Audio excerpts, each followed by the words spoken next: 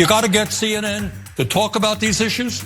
We're literally talking about it right now. Yeah, but I'm forcing you to talk about it. Why don't somebody sue David Hogg? He's an officer of the Democratic National Committee. He is the vice chairman of the Democratic National Committee, and he's running against other Democrats. Please give it up for Senator Bernie Sanders! You got to get CNN to talk about these issues. You got to get your members of Congress to talk about these issues.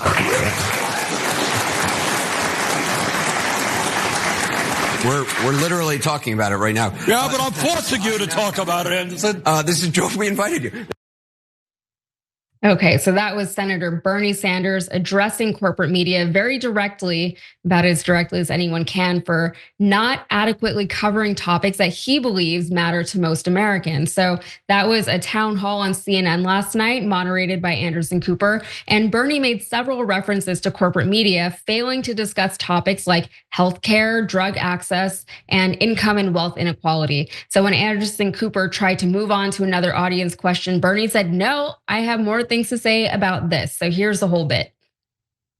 Sometimes these issues about healthcare, about income and wealth inequality are not talked about in the corporate media, and it's time that we did talk about them. That's why the question a moment ago, why are people losing faith in the American system? We don't talk about it on CNN. We don't talk about it in Congress. It's because they understand that a handful of billionaires exert enormous influence, and that has got to change. So when I'm running around the country with Alexandria and other people, what we are trying to do is demand that working class people begin to stand up and fight for their rights. There is no reason we should be the only major country not to have healthcare, not to have paid family and medical leave, et cetera, et cetera. Why we have the highest rate of childhood poverty, almost any major country. 22% of our seniors living on $15,000 a year. Anybody here think that makes sense? No. Okay, Cenk, I want to get your thoughts on this. Not just on what Bernie said, but what do you think about corporate media, about the stories that they, one, choose to cover, and then two, the ways in which they choose to cover those stories? Because a lot can happen. A lot of different networks can cover the same stories, but you get a different angle from whoever you're listening to, which is why we're supposed to have varied media outlets. We have that, I think, in the independent space, but in corporate media, less and less so. Do you think corporate media, I think I know the answer, but do you think corporate media is doing a good job of reaching the American people about the issues that matter most to the actual real life American people? No, look, of course not. Corporate media is designed to benefit corporations, including those giant corporations that are those media companies. So CNN, MSNBC, their parent companies like Comcast, et cetera, and now Discovery Warner for CNN, and all those companies want deregulation and massive tax cuts. And they're about to get an enormous tax cut. The taxes are gonna be reduced from 21 to 15 for corporations. If you're in the highest income bracket in America, you have to pay around 37% as things stand now. But if you're a multi-trillion-dollar corporation, 15%. They have to pay way less than you. And is CNN or MSNBC screaming from the rooftops about that? No, not at all. And it's interesting because mainstream media loves to attack Donald Trump, right? They like to find fault in everything. But $5 trillion in tax cuts for the rich and us? I can't find a way to criticize it. But here, look, I love that Bernie puts this out, and I think he's like John the Baptist. He's just going around preaching and getting everybody to realize what the problem is, but he's not the solution. And I wish he was, and I love him, and I'm not saying it in a way that is meant to say like, he's doing it wrong. I get it. What he does is really important, and it's getting everybody to wake up a little bit and understand what the scope of the problem is. And at least he's got the credibility and the status to be able to go on CNN and bring that to a larger audience, and he's going on online shows too. So bless his heart on all of it. But the criticism is too vague in general. So he says, quote, these donors have enormous influence. Yes, but who do they have influence on? Oh, right, they have influence on politicians. But if you don't call out those politicians, well, then people don't know what they're supposed to do, right? So now if you say, well, no, he calls out Donald Trump, but Donald Trump's not the only problem. The real problem is the Democratic Party doesn't even fight back against the Republicans. And why don't they fight back? Because the donors have enormous influence over Democrats. But Bernie won't cross that line. He's too nice. He just never ever says, okay, here, Chris Coons takes an enormous amount of money from the donor class, and that's why he voted against $15 minimum wage. That's true. Well, did Bernie do that? No. Will he ever do that? Very, very, very unlikely, because for him, criticizing fellow Democrats personally, by name, is a line in the sand. But if you don't do that, we don't know who the bad guys are. And we can't actually effectively fight back. And then he says, that has got to change about income inequality. I agree. But Bernie, you got to tell him how. We can all get super angry about income inequality, and believe me, we are. But then as a leader, I would hope that you or others in that movement can then come and say, this is how we change it. Well, how do we change it? We got to get money out of politics. And how we're going to get money out of politics? We have to have an amendment that does that. How are we going to do that? We have to have all the Democrats vote for that amendment. Are all the Democrats going to vote for that amendment? No chance, no chance. Are any Democrats even pushing for that amendment? None of them are. Even Bernie isn't pushing for the amendment. Then Bernie, how are we going to get rid of income inequality if you don't have a solution that actually gets there? So again, this is not to criticize Bernie and say it's his fault. He's the best of them. He's at least putting the issue forward, certainly in the Senate. But in terms of the fix, I guess it's on us, the next generation, to follow the lead of John the Baptist and tell you how to actually fix it. So finally, he says, fight for your rights. Yes, but Bernie, how? You have to tell people how to fight for their rights. We can go to street protests all day long. We can go to your speeches all day long, and those are good, and you should, okay? It's solidarity, it's doing something, it's getting in the game, etc. But step 2 is enormously important, and I would argue much more important. Tell us what bills to vote for. Tell us who's preventing those bills. Tell us whether it's a bill, an amendment, etc. Now, of course, when the Democrats were in charge, he went with the trust Biden strategy. And that didn't work at all. I'm sorry, but it didn't, right? So now the Republicans are in charge, and it's easier to be angry. It's easier to say that they're the bad guys. But now we can't introduce bills anymore because the Republicans are in charge. So tell us how to fight back. And look, you fight for the amendment, wolf-pac.com. You fight for a populist rebellion. One is coming. I'll tell you more specifically in the coming weeks how to actually get in the fight and help make that happen. But the bottom line is you have to root out the corruption in the Republican and Democratic parties. And this sad reality is that the overwhelming majority of Bernie Sanders' Democratic colleagues are completely corrupt. They take the same donor money, they take it from the drug companies, the military industrial complex, they take it from the bankers, and they serve that donor class. That's why we never ever get anything accomplished, whether Republicans or Democrats are in charge. And if you want to fix that, you've actually got to take over one of the parties. Trump did it for the Republicans with fake populism, and now he's leading them to even more pro-establishment, pro-rich tax cuts for the rich. We have to take over the Democratic Party, and we cannot listen to people say, no, bow your heads, obey Joe Biden. Bow your heads, obey Kamala Harris, obey Nancy Pelosi, obey Barack Obama. No, let's be honest. Those are the people that got us in this mess. And let me ask you a question, and if you're the most diehard Democratic loyalist there is, and you love the 4 people that I just mentioned, did any of them actually get us out of this mess? Or do we have worse income inequality today than we did 40 years ago? Well, that's empirical answer to that. It's worse now than before. It's much, much worse. So no, Obama didn't do it, Biden didn't do it. And in fact, Obama took Bush's giant tax cuts for the rich, and through negotiations with Biden and McConnell, they made 90% of them permanent. They made the situation worse, not better. That's why people say uniparty, because these establishment guys, which is over 95% of Congress, they're corrupt. And we need politicians, our leaders that are true progressives and populists to call them out by name. Otherwise, we'll never get to the how, and we'll never be able to fix this mess. Yeah, and that's the old trope, right? The Republicans do things that benefit the rich people, and then the Democrats say, "Oh, sorry, there's nothing we can do about it," even whenever the Democrats are in power. And that was the original question that Bernie was actually asked during that town hall: is why are people losing faith in the American system? Because as he said, a lot of people see it as a uniparty right now, or they look at the two parties as they currently are, and they don't understand where they fit into either of those two parties. for a lot of us watching this here right now, for me and you, Cenk, even, we probably feel very out of place within the Democratic Party.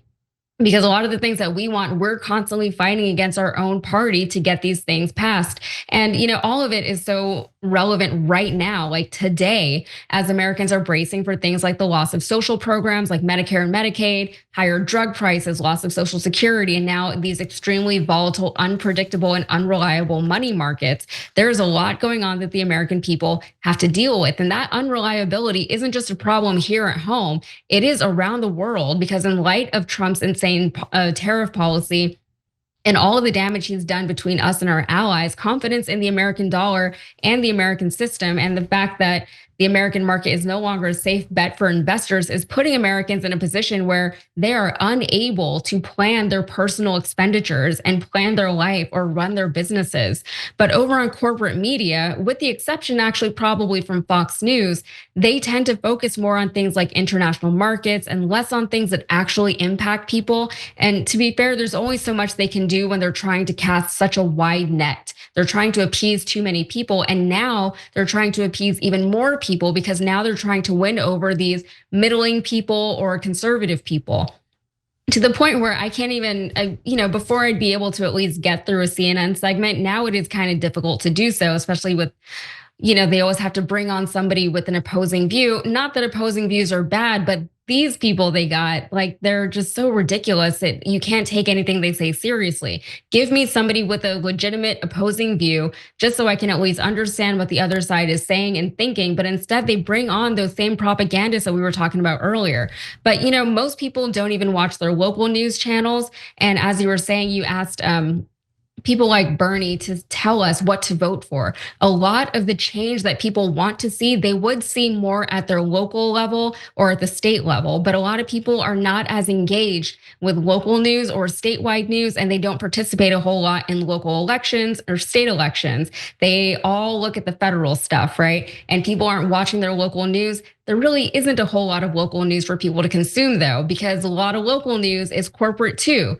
So it's very difficult. A lot of those corporate stations across the country, they get their news from the same place. They get the same news feeds. They get the same news copy, which is why sometimes you see them just saying the exact same words to their audiences.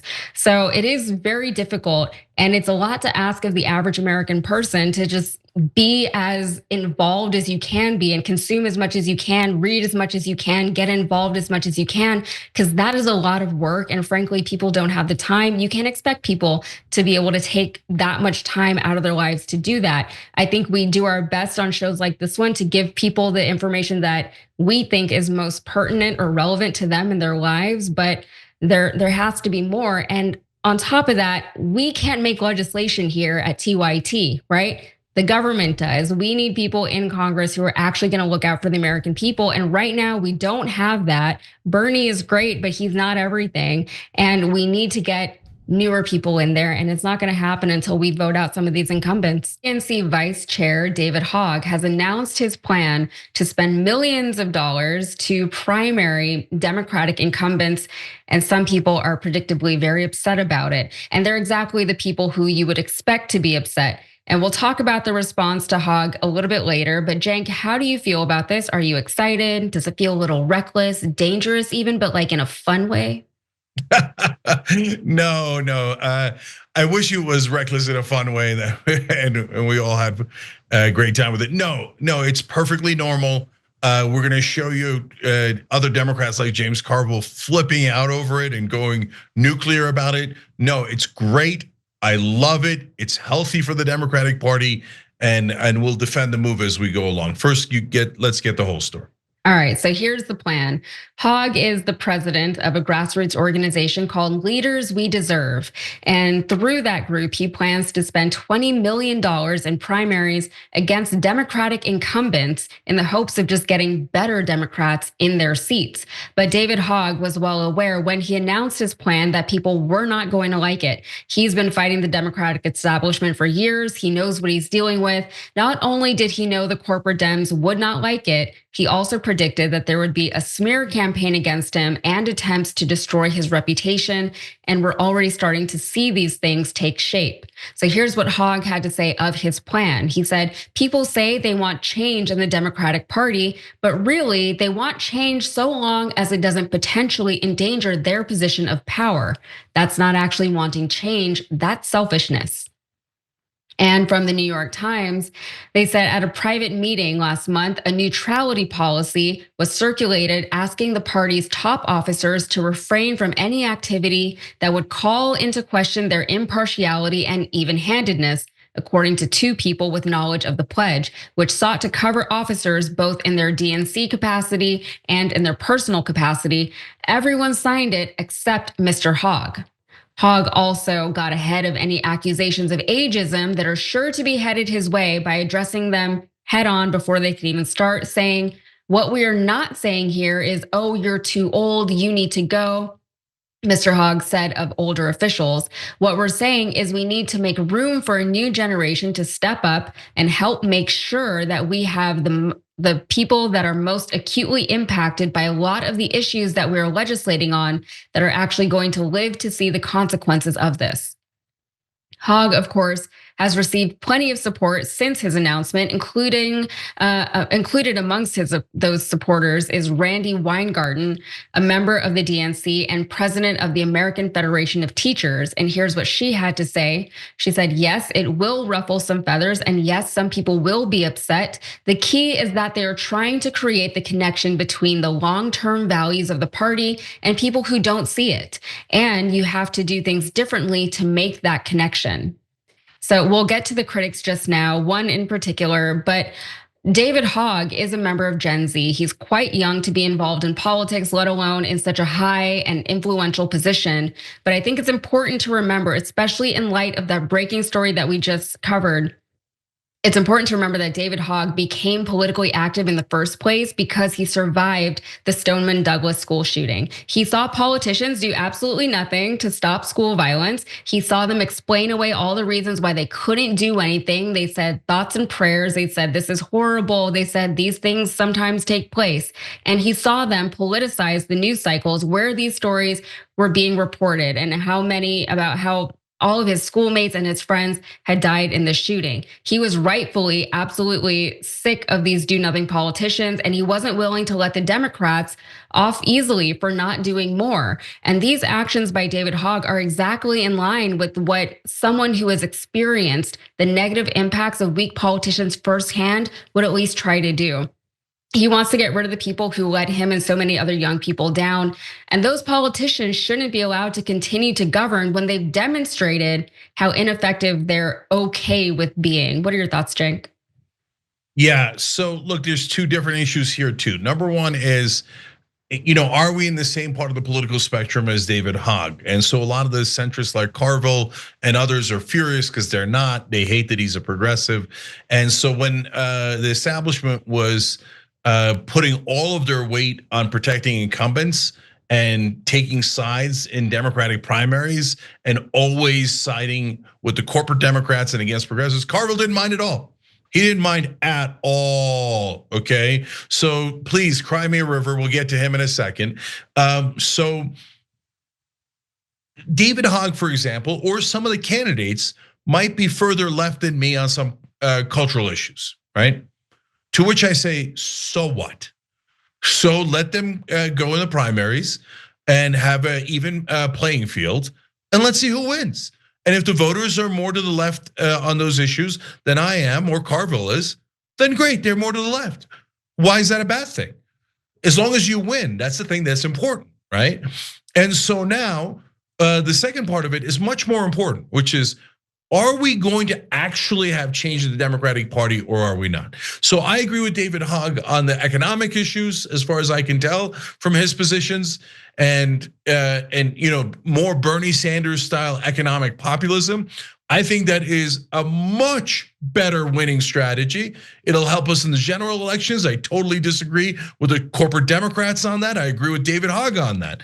So let us run all those different candidates. Let us run someone who's very far left on cultural issues. Let's run someone who's populist left. Let's run your standard establishment Democrats, and let's see who wins without the cheating of the DNC at all times. So in this case, remember, David Hogg is doing this through a different PAC that he has, not in his official capacity at the DNC. He's allowed to have a PAC. They're allowed to raise money, and they're allowed. Why are people only allowed to raise money for corporate Democrats? Why can't you raise grassroots money for progressive Democrats or populist Democrats? Of course you can. The only people who don't want that are the people who know that if we go with just corporate if we allow competition against corporate and establishment Democrats, that those Democrats will lose, and they don't want them to lose because they want them to serve the donor class. And most of all, when David Hogg says, hey, we need change, and this is what change looks like, people pretend to be in favor of change, but then when you actually give them change, they go, how dare you? He's 1,000% right about that. Yeah, and thanks for emphasizing the point that this is his own grassroots raised money. So it's just funny because the corporate Dems, as we call them, they're mad about the money that's about to be spent. But yeah, like they take in all kinds of money from all kinds of places, and now they're courting billionaire money. So anyway, I did promise some criticism, and I don't think you'll be surprised to hear who one of Hogg's most vocal and irate critics is with all of this. And yes, it is James Carville. Just a reminder, Carville is 80 years old and has served as a political consultant for several Democratic leaders, most notably President Bill Clinton back in the 90s. In other words, he has been around the block a few times. He knows a thing or two about winning elections, but he's never been fond of the progressive wing of the Democratic Party. So here he is on News Nation with host Chris Cuomo, and Cuomo compares progressives to MAGA. But you know why they're doing it. They looked at MAGA, and they did what we see all the time when you don't have better minds and better ideas. This is why you were so transcendent in politics, is that, and I always find it so cheap when people say, oh, Jim Carville, oh yeah, it's the economy, stupid. No, that wasn't your genius. Your genius was, I'm not gonna be what beats me. What you see with Bernie and AOC right now is MAGA playbook. MAGA playbook, make the masses angry. Dave Hogg, that's MAGA playbook. Go after your own and have a purity test. But James, tell us how you really feel about David Hogg. Here it is. Why don't somebody sue David Hogg? He's an officer of the Democratic National Committee. He is the vice chairman of the Democratic National Committee, and he's running against other Democrats. I would like to know, and you went to law school, does he have a fiduciary duty toward Democrats? If you work for News Nation, you can't promote CNN. That's because you work for somebody else. You have a fiduciary duty to your employer, which anybody can understand. He's being paid to run against other Democrats. I think it's an outrage. I don't know if I have standing, but I might give the DNC $10 and sue him. He's a contemptible little twerp, if you ask me. Sue his ass. All right, if anything in this story feels ageist, that feels ageist to me.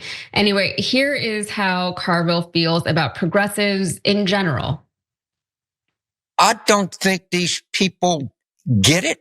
I don't think they ever will get it. And I've said this before, and I'll say it now. I think we ought to think about just having a schism. I think these people should get their own party. Don't call it anything Democratic. Call it the Socialist Urban Justice Community Unity Party of the whatever. Right. And then after the election, maybe we can have negotiations, or you can, vote for a Democrat to be the speaker if we win. But I actually think that it might be at a point where there are certain elements in a Democratic coalition that we just can't live in the same room with these people. So I don't want to diminish this or minimize this conversation by saying, it's like Zoomer versus Boomer within the Democratic Party, because it's more than that. But the younger generations, they are ready to lead. They're willing to lead. They're energetic. They want to resolve a lot of the issues that they're actually living through, right? And David Hogg is such a great example of that. But these older people, they are refusing to relinquish the reins. So Carville says that progressives just don't get it and will never get it. But one could argue that it's also the other way around. One could argue that years of corporate Democrats in control of the party has not been the win for most Americans that the Democrats want you to believe it has been. And I don't, I really don't want to make all of this about age, because it isn't about age. This isn't about ageism. It's not a matter of whether or not people are older or whether or not older people can still lead. They can if they want to, but these particular older people that we're constantly dealing with, Chuck Schumer, Nancy Pelosi, James Carville, even Joe Biden, they refuse or they're unable to adapt with the time. So they're stuck in a time that no longer exists. They're operating based on a reality that a significant portion of the population has never even known. They have wisdom and experience, let's give them credit where it's due, but they're not able to apply that in ways that serve anyone but themselves, or that they don't want to. So what is it all for? Yeah, so I want to point out a major hypocrisy by James Carville there. So first, a quick note on him saying, oh my God, I can't believe it, he's running against other Democrats. But wait, James, you're leaving out the fact that it's a primary. They're both Democrats. Both the candidates would be Democrats, maybe even three that are all Democrats. So when he says Democrat, he means corporate Democrat. He means I love corporate Democrats who take donor money, and they should be the only Democrats. Only corrupt Democrats should be Democrats. And if you're not corrupt, then you're not a real Democrat. Because otherwise, what he's saying doesn't make any sense at all. It's, well, so you're not allowed to run against Democrats if you're a Democrat? We should never have any primaries? So many of the current Democratic Congress people won in a Democratic primary against another Democrat. So should we kick them all out because they were all traitors and they dared to run against the Democrat? That doesn't make any sense at all. Now, the hypocrisy. So there's a portion of James Carville that I actually agree with, and we've talked about that in the past, where, look, I'm forced to explain this every time because I don't want people to misunderstand, right? I'm not talking about where you are on policy, right? So, I'm far left on, as I explained earlier in the show, on gun control, for example. And you could be far left, near left, center left, you could be anywhere you like, okay? So, but do I think being radical left, which is a more of an attitude, right, of doing purity tests, no dissent is allowed, you must believe with 100% orthodoxy, you must have the most maximalist positions, otherwise we're gonna attack you, etc. Do I believe that that is a good strategy? No, I agree with James Carville on that. But then look at the hypocrisy and the irony of what James Carville's saying. He's saying, if you're not a corporate Democrat, I'm going to do a purity test, and you shouldn't be allowed in the party, you shouldn't be allowed in the DNC, and I'm gonna sue you for disagreeing with me. Well, brother, if that ain't a purity test, I don't know what is. So no, that makes James Carville a radical moderate, meaning like he can call himself a moderate, but his mindset and his attitude is radical. He wants complete purity, only establishment Democrats, only people who agree with James Carville. And that's crazy. And that is, by the way, terrible for the party, because it kills off competition, it kills off the ability to find our best candidates. It prevents them from getting stronger in the heat of a battle of a primary. Instead, what it does is it rolls out these old geriatric, and it's again not about age, it's about attitude and their absolute insistence on defending the status quo and the current corrupt system. They roll them out and go, that's it. No, they're backed by ExxonMobil and Pfizer and all of these companies and AIPAC, et cetera. And you must bow your head to them. No, that's the exact kind of radicalism that I can't stand, no matter what part of the political spectrum it comes from. Have real primaries, real competition. Find the strongest Democrats, no matter where they are in the political spectrum, and let them run. Let them run. David Hogg's 100% right, and in this case, Carville's 100% wrong. James Carville did say in another interview, to addressing Bernie Sanders and AOC and their Fight the Oligarchy tour right now, he was like, you know what? Whenever they actually defeat a Republican in an election, let me know. It's just like very snarky, very disrespectful to these people who are pulling in tens of thousands of people to these rallies when they're not even running for any kind of race right now in very, very red states and red districts across the country. So if you're a Democrat, why isn't that something that you're celebrating, right? These are still blue people in Congress that we're presumably going to get if all of this goes the way that people like Bernie Sanders and AOC and David Hogg would like it to go. And if James Carville, he's a Democratic strategist, that's what he should want, right? But he just doesn't like the Democrats that are coming in, which means he really doesn't understand the younger generations at all. So, yeah, if he wants to go, look, I've said it already. If you're going to be an absolutist and you're going to demand that only your side is allowed to compete, I've got no interest in you, and you make the party much, much weaker. Please give it up for Senator Bernie Sanders. Thank you. Thank you. This weekend, Coachella attendees got a surprise visit, not from Tupac's hologram again. It was none other than Senator Bernie Sanders. And that was Representative Maxwell Frost on stage alongside with him. We're about to show you what Bernie had to say. But first, Cenk, Bernie Sanders on the Coachella lineup. What do you think? Love it. That's what you're supposed to do. You're not supposed to hide behind binders. You're supposed to go out there and try to make your case. What I was curious about when I saw the headline was how was he received? Because I hear that a lot of the young are now watching right-wing media and have all become right-wingers. Well, let's find out. Well, yeah, that was certainly what was on everybody's mind. Bernie followed a set by Charlie XCX, super hot artist. You don't expect Bernie coming out there. He was the introduction for Claro, who Bernie thanked for letting him speak. And here's a little bit of Bernie's speech, and you'll hear the crowd reaction. This country faces some very difficult challenges. And the future of what happens to America is dependent upon your generation. Now you can turn away and you can ignore what goes on, but if you do that, you do it at your own peril. We need you to stand up to fight for justice.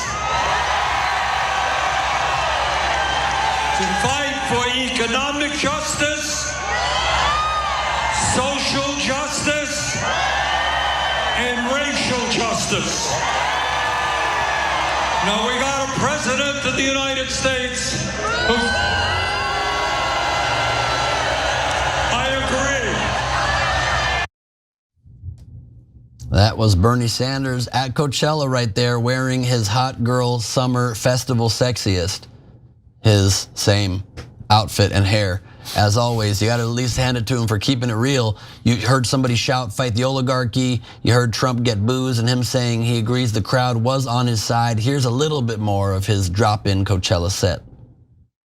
We have an economy today that is working very well for the billionaire class, but not for working families.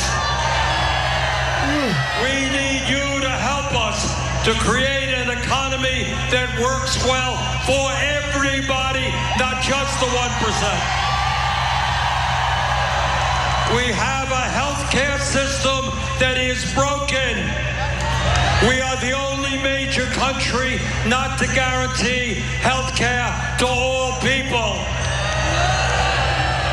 We need you to stand up to the insurance companies and the drug companies and understand that healthcare is a human right. You also got to hand it to Bernie for going with the tried and true crowd pleasers. you probably would have lost the largely not sober crowd if you then went, and we have to work on the earned income tax credit and make sure that the marginal tax rate is somehow instituted in a way to offset these very irresponsible tariffs that are punishing islands with just penguin inhabitants. Phil would have been like, that is weird. But he did not. He kept with the crowd pleasers. He also told the audience to fight for women's rights, fight the fossil fuel industry, ended his speech by thanking Claro for using her prominence as a public figure to fight for women's rights as well, and to call for an end to the war in Gaza, among other things. So well received, Bernie, legendary moment. Yeah, that was a great moment. So Burning Man meets Coachella. In a sense. Yep. So at least Burning Man. So first of all, I get it. Look, it's Coachella. It's less likely to be a right-wing crowd. Okay. He's not speaking at Stagecoach. That is true. Yeah. But the most important part of this is that Bernie's the one guy in the Democratic Party who understands you got to meet people where they are, right? And he's not afraid of media. He's not afraid of events. He's not afraid of, who knows, man? You go to a thing like Coachella, you get booed, right? Totally. But he's not afraid of it. Because he's genuine. And why does the crowd like him so much? Yeah, they like that message, and that's a good message, and that's why most of the young are still very progressive. But more than that, they know he's the one honest guy in politics, and they know he's been saying this all throughout, and they trust him. So he's not a regular politician. He's not smarmy. He's not fake. He's not plastic. If like a regular politician got out there, even if he was a Democrat, I think he'd have gotten booed. Right, but Bernie, they love that he showed up, and that almost like, now I'm going to overhype it, right? But it felt a little bit like a seminal moment, like Jimi Hendrix at Woodstock. Okay, yeah, way overhyping, right? But and it's apples and oranges because that was about music and this is about politics. But there's something magical about that crossover when we go on to an entertainment or a pop culture or social arena and make our case like normal human beings. And by the way, credit to the right wing because they did go on shows, not Coachella, but to shows that are more entertainment focused and comedy shows, etc. And the Democrats were worried about it. Oh, well, what will the consultants think? How will our talking points work? And that's the great thing about Bernie. He doesn't give a goddamn about the talking points. He's just gonna go and tell them, we gotta get, you guys better health insurance. We got to get you universal health care. Because that's what he genuinely believes. And that's why that crowd reacts so well to it, because they know it's genuine. Totally true. Not at all like Hendrix at Woodstock, but yes, yes, it was. It was more like, I don't know, Men at Work reunion tour, making a pop in. It's like Colin Hay or something. But it was a really cool moment for sure. And I agree, people do think that Bernie is genuine. He is genuine. He's not slick and doesn't do the political handshaking you expect. I know firsthand when I was running for office and I went up to him unannounced at an event we were both speaking at in Iowa for the AFL-CIO. I went up and shook his hand and he was like, excuse me, I have to go. And he's like, who was that guy? I don't know, I don't care. Like that's not the way to play it as a politician. You shake hands, you smile, and then you say, who the hell was that guy? But that's not Bernie. He doesn't suffer people when he doesn't want to, and if he's there for a reason, he can do it well. He classically did that when he was running for president, that interview with Cardi B, that conversation that they did together, which was really cool as well. He doesn't need to get dandruff shampoo, it's a side point. He's always got some dandruff popping there on the shoulder. No, it's genuine. He's got genuine dandruff, and he's not afraid to highlight it. I mean, he's not at all slick in those ways, and that is true.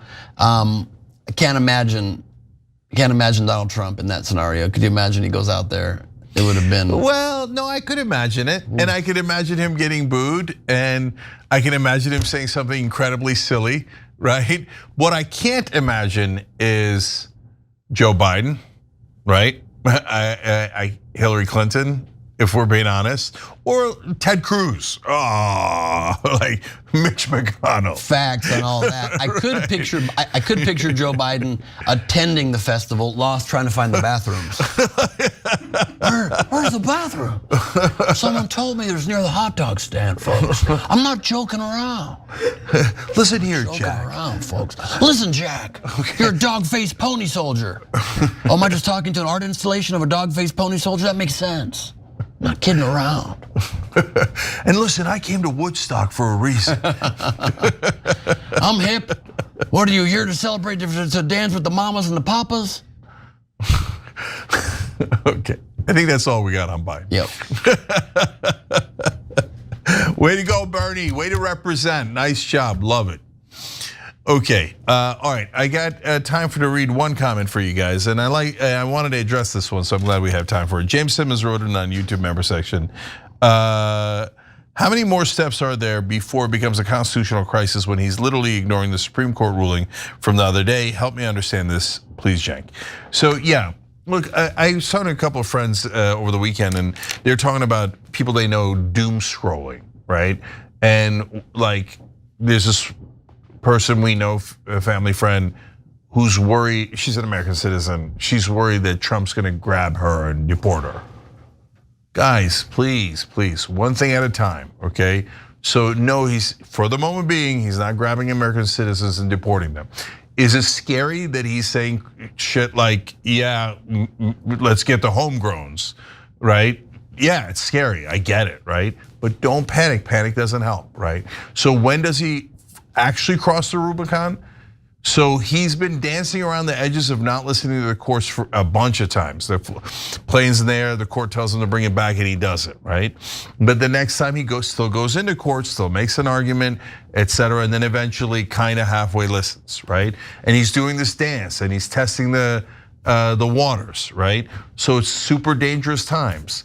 But the Rubicon is crossed when the Supreme Court says, in this case, they said facilitate a return, and they told it to go back to the lower courts to figure out how, right? So when Stephen Miller is pretending that they won the Supreme Court case, when in fact they lost it, that's terrible, awful. You heard us criticize the hell out of it, etc. But that doesn't cross the Rubicon yet. If the Supreme Court says, okay, that's it, we went through the whole process, Garcia, bring him back right now, or do X or do Y, right? And he goes, no, I'm just not gonna do it. We have a final ruling and I'm not doing it. That's crossing the Rubicon. So at that point, when the president stops listening to the courts, I mean, normally what would happen is you should get impeached immediately, right? But the Republicans control the House. Are they really gonna impeach him? If he doesn't listen to the Supreme Court, especially when they're unanimous with Clarence Thomas and Alito and all those guys, maybe you peel off 2 or 3 Republicans, maybe you get him impeached, but what difference does it make? It's gonna go to the Senate. Are the Republicans really going to convict him and throw him out of office? That seems impossible, but then what does he do? So that's the moment where, things have gone hell in a handbasket. And then we got to figure out, yeah, now how do we respond in a way that doesn't make this situation devolve? So we're not there yet, but he keeps testing these nonstop trial balloons, right? And guys, why am I working so hard and at great personal expense at all of these folks attacking us, et cetera, and hurting us? Why am I doing all that? Because the only thing he's going to actually listen to is his voters. So if you can't swing his voters and he doesn't drop to 20% in polling, he doesn't drop to the teens, et cetera, in polling, he doesn't get he becomes intensely unpopular. He loves being unpopular with the left. That's not gonna do anything. He becomes intensely unpopular with his own voters, then maybe that's a way to fight back. That's a way to try to swing the momentum. That's the most logical way, right? But we got to think of 8 different ways to fight back. But right now, panicking and is not helping you, your psychology, your personal peace of mind, et cetera. But trust me, we've got to have an organized. And by the way, the Democrats are just, if you're relying on them for plans, we're definitely screwed. So somebody's got to have to make a plan here and then have our side execute it. And that's another thing I'm worried about. We're never organized. Execute it. It. Not executed. No. So we're never organized, we never agree, we never unite, right? But we've got to unite again in a way that makes sense. If we unite around, okay, now since he's not listening to the courts, we shouldn't listen to the courts, or we should break the law. No, that'll make it way worse, right? You don't want it to devolve. So yeah, there comes a moment we're not at that moment yet. It doesn't mean you should relax and not care. No, resistance now is super important because you can't let them get there. If you think you can get there, then like you said, it's almost too late. Yeah, and so that's all of that is true. But again, when you think of resistance, if all you're doing is screaming at him, he loves it. It doesn't hurt him at all, right? He gets to even say to his guys, to his MAGA base, etc., haha, look, we own the libs, right? And so they seem to care a little bit less about that these days. I know, again, everybody will be skeptical, but I haven't heard that phraseology in a while, right? Yeah. Because, and it makes sense, once you win a second time, you already owned anybody you needed to own, right? Can you now actually govern, right? Can you actually do something for the average American? And one of the things we should be pounding home all the time is, what has he done for you? Has he actually done anything, right? So he did a good job with getting the border under control and then mangled it with, I'm gonna take innocent people and send them to El Salvador. So just remember, he's gonna pass tax cuts for the rich. He's already cutting Social Security offices. They're having an argument about cutting $800 billion from Medicaid. These are very popular things, Medicaid, Social Security. If we are the protectors of those things, we will win over a much larger portion of the American population. And then we could ask that larger percentage, hey, can you work with us to make sure we get back to the Constitution and back to what this country is supposed to be? Yeah, I totally agree. That's the question that I think Bill Maher really missed in his interview with Steve Bannon the other day. Like Maher, I think he so often has like a great moment and he comes close to like, but he wants to be, I think, liked so much in these interviews that he doesn't like go for the kill. And so when he said to him, you're the one that brought up a third term for Trump and him flouting the Constitution. And he says, let me read you from the Constitution. He reads the one sentence that says, no man can have a second, more than 2 terms elected to office as president. And he goes, you should have this, gives it to him to keep. And he goes, but I guarantee you he's gonna run for a 3rd time. And then Maher just goes, well, you saw the Constitution I just read to you. He lets it not advance to the important question of, but why? If you claim you care about the Constitution, then why are you saying that? You right now are admitting to the MAGA base that you actually do not care about the Constitution. And if Trump runs a 3rd time, you're admitting that he doesn't either.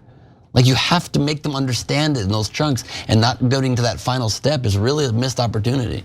Yeah.